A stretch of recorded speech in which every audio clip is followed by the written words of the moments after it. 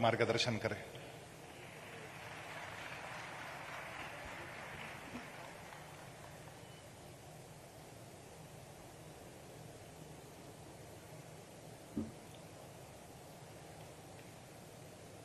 जिनके 75 वर्ष पूर्ण करने के उपलक्ष्य में यह आयोजन हो रहा है, ऐसे श्रद्धेय गोविंद गिरी जी महाराज, श्रद्धेय राजेंद्र दास जी महाराज, श्रद्धेय स्वामी प्रणवानंद जी महाराज, श्रद्धेय लोकेश मुनि जी, श्रद्धेय सदानंद जी महाराज, श्रद्धेय मारुति बुआ जी, उपस्थित सभी अन्य संत वृंद,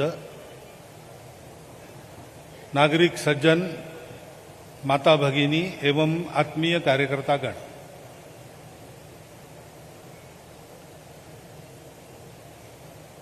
आपने अभी सुना है मैंने जो कहा,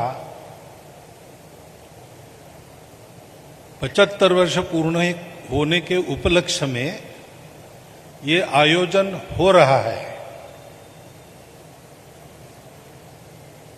क्योंकि उस प्रवेश द्वार के अंदर आकर यहां जो जो कुछ हो रहा है उसका अवलोकन करने के बाद मुझे ऐसा लगता है कि ये आयोजन किया नहीं गया है, ये हो रहा है। ये होना है, ये नियति की योजना है, उसके अनुसार ये हो रहा है। क्यों मैं ऐसे कहता हूं? क्योंकि बहुत सी बातें इधर के दिनों में ऐसी हुई है कि जो हो ये इच्छा लेकर कार्यकर्ताओं ने प्रयास तो किए, पूर्ण पुरुषार्थ प्रकट किया, सर्वस्व समर्पण किया, लेकिन ऐसा करने के बाद भी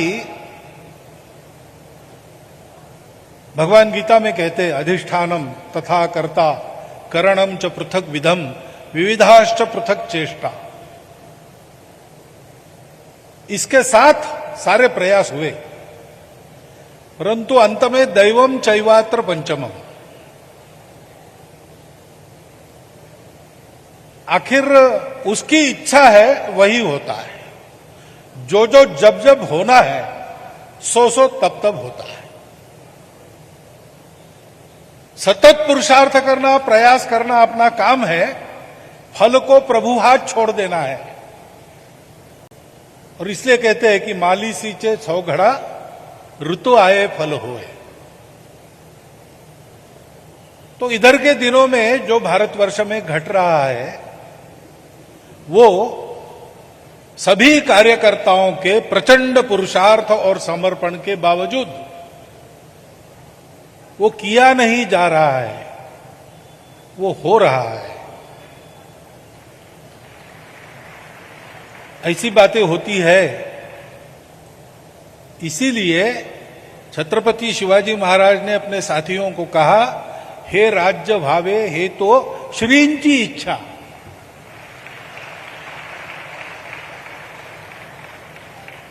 इसलिए डॉक्टर हेडगेवार ने संघ के स्वयंसेवकों को बार बार कहा कि अपना ईश्वरीय कार्य है। इसका एक अर्थ यह है कि इसकी सफलता निश्चित है, और दूसरा यह अर्थ है कि तात्कालिक सफलता विफलता से डिग न जाते हुए सतत प्रचंड पुरुषार्थ समर्पण के साथ करना आवश्यक है। और भारतवर्ष का सद्भाग्य यह है कि ये श्रद्धा भक्ति समर्पण, ये भारतवर्ष में जनसामान्य के अंदर सतत विद्यमान रहने वाला गुण है। कभी सोता है तो उसको जगाने वाले भी मिलते हैं। श्री ज्ञानेश्वर महाराज ने जो वरदान मांगा पसायदान में, उन्होंने कहा कि ईश्वर निष्ठों की मंडली हमेशा मिलती रहे, तो हमको ये वरदान प्राप्त है कि हमारे अंदर श्रद्धा भक्ति विद्यमान है, हम कभी भी उससे विमुख नहीं होते। हो सकता है वो सो जाए तो उसको जगाने वाली ईश्वर निष्ठों की मंडली हमको मिलती रहती है। और इसलिए हम देखते हैं कि महाभारत में प्रचंड संहार हुआ।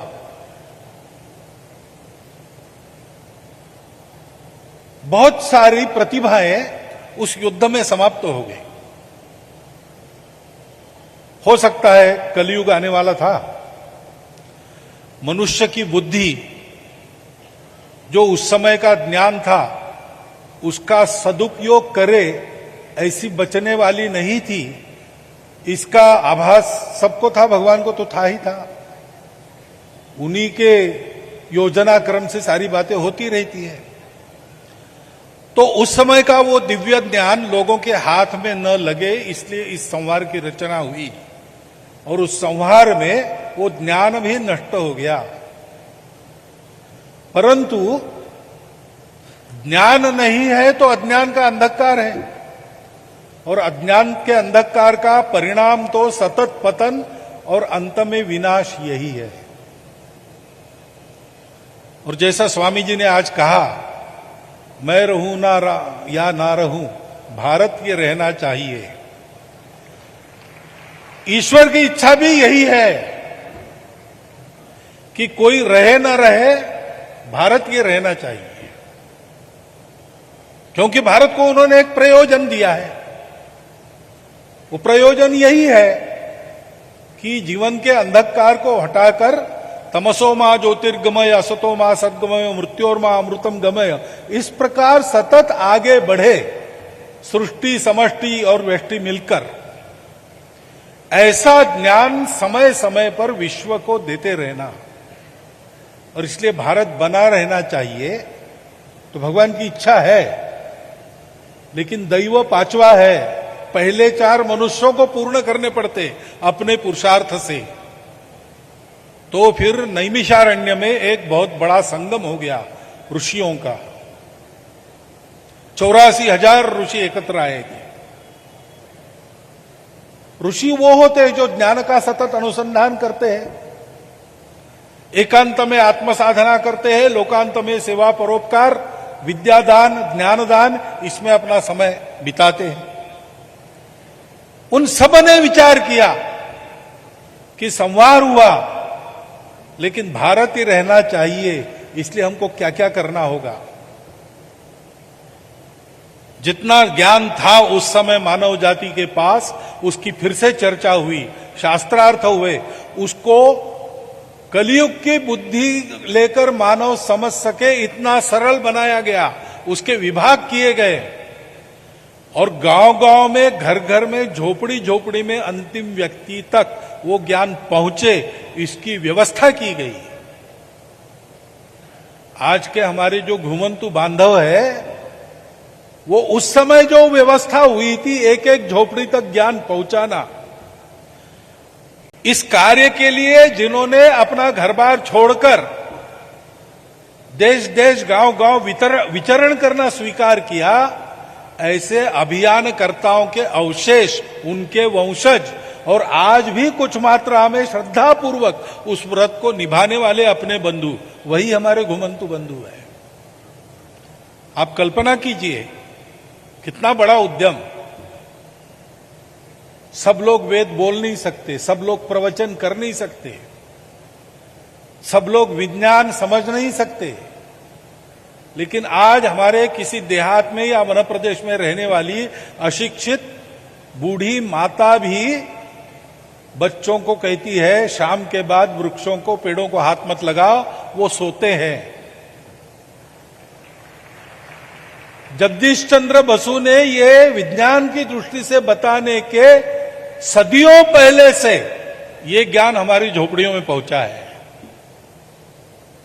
छोटी मोटी बीमारियों के घरेलू उपचार हमारे यहां प्रचलित है।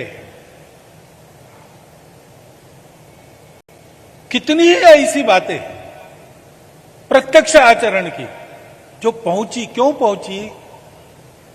वो आयोजन हुआ नैमिषारण्य में। आज मैं यहां आया तो मुझे लगा कि आयोजन भी उसी प्रकार का आयोजन है। निमित्त महाराज जी के 75 वर्ष पूर्ण हुए उसका है, परंतु आयोजन उस दृष्टि को मन में लेकर किया है कि नहीं किया है मुझे पता नहीं, लेकिन होना वही है। फिर से यहां पर शास्त्रों की चर्चा होने वाली है, ये हो रहा है। रामलला आ गए 22 तारीख को, बहुत बड़ा पुरुषार्थ हुआ, सतत लड़ाई हुई, सब हुआ, लेकिन इस पीढ़ी के भाग्य में आया रामलला जीवंत अपने अधिष्ठान पर वहां पर खड़े हैं, ये देखने का। ये हुआ है, ये हुआ है, ये सारे पुरुषार्थ के बावजूद भी किया नहीं है। 4 बातें हमने ठीक से पूरी की, इसलिए भगवान की कृपा बरसी है, उनकी इच्छा से हुआ है और उनकी इच्छा के फलीभूत होने का वो प्रारंभ बिंदु है।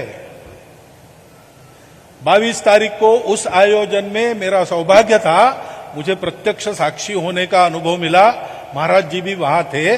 उसके बाद यहां पर इस आयोजन को होता हुआ मैं देखता हूं तो मुझे लगता है ये संयोग नहीं है, ये योजना है, नियति की योजना है।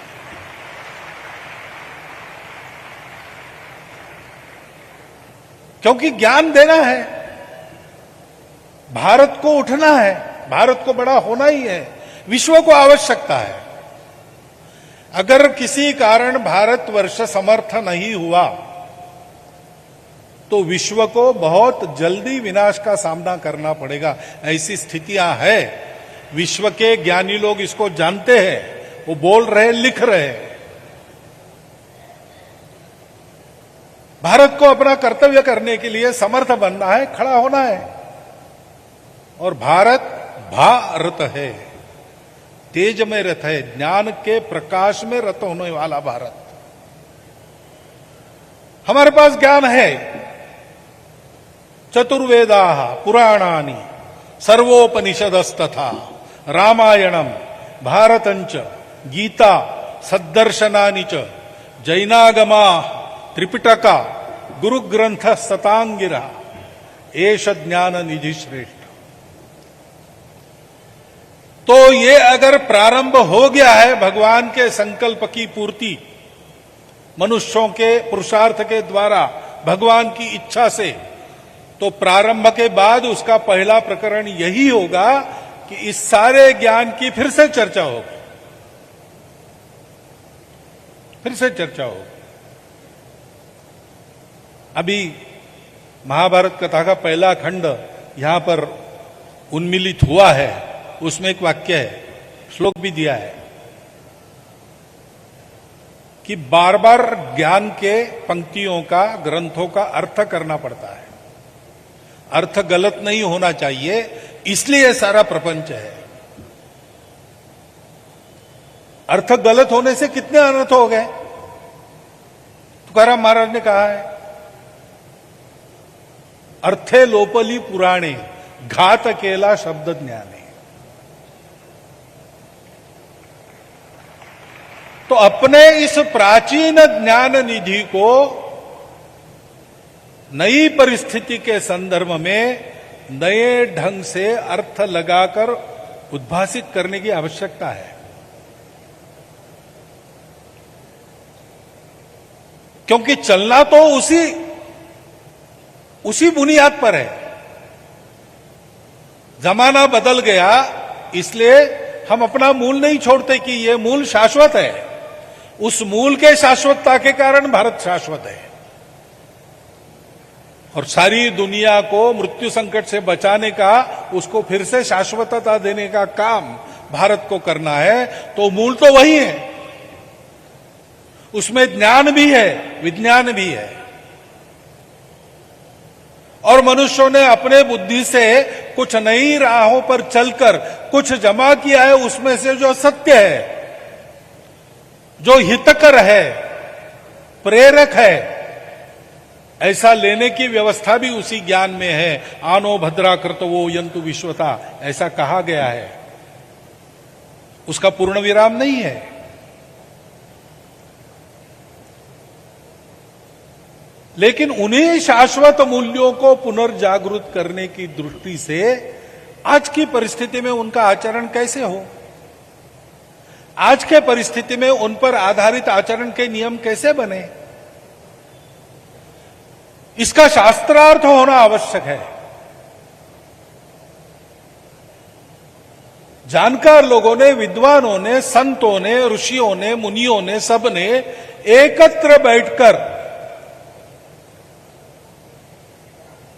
यह जो अपना भारतवर्ष है उसके आज के स्थिति में फिर से उसको उस विश्वगुरु स्वरूप में खड़ा करने के लिए और जो शाश्वत ज्ञान संपदा है उसको सामान्य लोगों के आचरण में उतारने के लिए उसका कथन कैसे हो, उसका प्रतिपादन कैसे हो, उसको कैसे समझाया जाए, उसके आधार पर आचरण की व्यवस्थाएं क्या और कैसी बने, जिससे सर्वे भी सुखिनः सन्तु सर्वे सन्तु निरामयाः सर्वे भद्राणि पश्यन्तु मां कश्चित् दुःख भाग भवेत्, ये निकल जाए। भेद ग्रंथियों का भेदन करके आपस में जो अविश्वास की, कट्टरता की आदि दीवारें बनी, उन दीवारों को तोड़ के एक संध एक रस भारत, एक संध एक रस मानवता का निर्माण करेगा, जो सृष्टि को साथ लेके विश्व को सुखी सुंदर विश्व फिर से बनाए। ये कर्तव्य है, इससे हम भाग नहीं सकते। उत्तर राजकुमार कौरवों की प्रचंड सेना देखकर भागने लगा तो अर्जुन ने उसको भागने नहीं दिया, उसके पीछे भागकर उसके केश पकड़कर वापस लाकर खींच कर बिठाया। रथ का सारथ्य करो, मैं लड़ता हूं। अर्जुन मोहग्रस्त हो गया, भगवान ने उसको भागने नहीं दिया। गीता का पहला पाठ यह है, भागो मत, कर्तव्य करना ही करना है। तू नहीं कर रहा है अज्ञानवश, तू क्या करेगा, तेरा स्वभाव तुझसे करा लेगा। तुम निमित्त मात्र बनो, योजना मेरी है, उस योजना में खपकर तू मृत हो गया तो स्वर्ग मिलेगा, जीत गया तो पृथ्वी का वैभव मिलेगा। इस मार्ग ने पराजय नहीं है, लेकिन कर्तव्य कर। नियति ऐसा ही करेगी, हम समझे ना समझे, हमारे पीठ पर चाबुक धरकर, कान पकड़कर हमसे काम करवाएगी। ये होने वाला है तो हंसते हंसते क्यों ना करें, लेकिन कैसे करें, इनको समझाने वाले ज्ञानी पुरुष है, वो यहां पर एकत्रित है और ये काम कर रहे हैं। श्रद्धा भक्ति हम में पहले से है। हमारा देश श्रद्धा का देश है और श्रद्धा के बिना ज्ञान प्राप्त नहीं होता। पुरुषार्थ की आवश्यकता है। ऐसा पुरुषार्थ बिना किसी फल की आशा से, बिना किसी बख्शीश की आशा से जिन लोगों ने आचरण किया है जीवन भर, उनका सम्मान कुछ आज हुआ है, कुछ होने वाला है आगे भी। हमारे सामने ये उदाहरण भी आएंगे। स्वामी जी के 75 वर्ष के निमित्त में इस पुरुषार्थ का सूत्रपात इस कार्यक्रम से होगा, ऐसा मुझे मन में लग रहा है। मेरे मन में एक विश्वास पैदा हो रहा है। यहां पर चर्चा होगी, शास्त्रार्थ होंगे, कई उसके फलित निकलेंगे। वो फलित केवल इस कार्यक्रम तक मर्यादित नहीं होंगे, केवल चर्चा करने वालों के पास नहीं रहेंगे, सारे समाज में जाएंगे। समाज के आचरण में जिस प्रकार के परिवर्तन की आवश्यकता है, उस प्रकार का परिवर्तन आएगा और फिर एक बार यह विशाल हिंदू समाज भगवान के चाहे परिवर्तन का उपकरण बनकर, निमित्त बनकर उनकी इच्छा से कार्य करेगा और स्वाभाविक है सफलता पाएगा। ये काम यहां से होना है और इसलिए इसमें सहभागी बाकी सब बंधुओं से मेरी प्रार्थना है कि आएंगे, रहेंगे, 5 दिन जो सतत रहेंगे उनको 5 दिन अपना ध्यान यहां रखना होगा, क्योंकि एक ही प्रकार के कार्यक्रम में रहे तो ध्यान हट जाता है, आदत हो जाती है तो ध्यान हट जाता है, आदत होने के बाद बुद्धि नहीं लगानी पड़ती, काम अपने आप हो जाता है।